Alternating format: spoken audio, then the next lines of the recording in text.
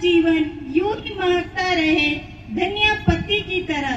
भगवान आपको इतनी आशीष दे जैसे बरसात में चतुर और जरो होने की तरह।